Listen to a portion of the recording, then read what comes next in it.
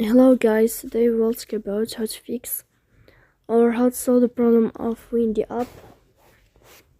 You will click on settings as you see and you will enter. In this first page of settings, you will click on apps, default apps, app settings. Here in this page you will search about the application of Windy. Here in this page of app info you will click on first stop and you will click OK. Then you will enter to the window of storage. After that you will click on clear cache, but pay attention, don't click clear data because that can delete your account. In the end you can turn off your phone and you can wait a moment to turn on your phone again to fix that problem. So please don't forget to support us.